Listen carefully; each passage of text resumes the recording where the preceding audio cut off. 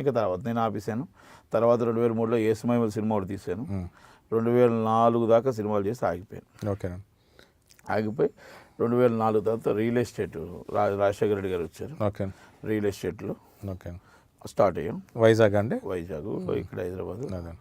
Real ఎస్టేట్లో కొంచెం బాగానే నిలదొక్కును. తర్వాత అలాగా 2005లో ఎమ్మెల్యే నించున్నాను. ఓడిపోయాం. ఓడిపోయిన తర్వాత అర్థమైంది నాకు ఈ రాజకీయాలకు నేను పనికిరాను అని అర్థమైంది, రాజకీయం కాదు. అని తర్వాత 2009లో రాజశేఖర రెడ్డి గారి టికెట్కి నేనే లెటర్ రాశాను. దాంట్లో సీన్కి ఇచ్చాను టికెట్, నాకు వద్దు టికెట్ అని.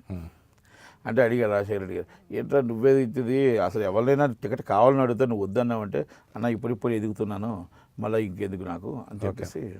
అంటే అది వన్ అంటే మా ఏరియా మాట, దొండ శ్రీనివాసం మా ఏరియా. ఓకే.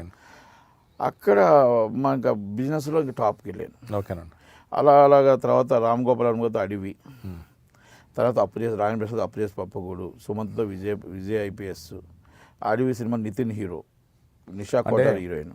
ఇప్పుడు రామ్ గోపాల్ గారితో మీ అసోసియేషన్ ఎలా ప్రారంభమైంది? అది అడవి సినిమా నుంచి స్టార్ట్ అయింది. ఓకే అండి.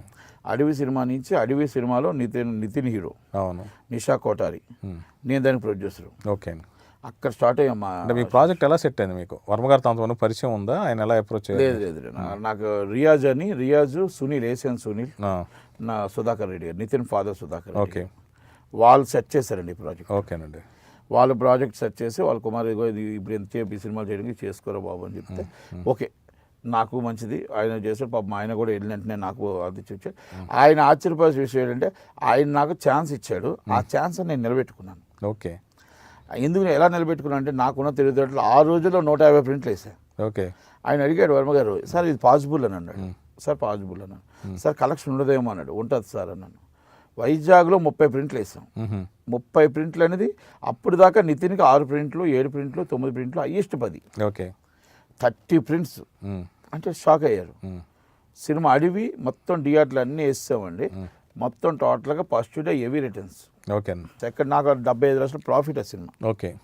హెవీ రిటర్న్స్ సినిమా, ఎక్స్పెక్ట్ చేయలేదు.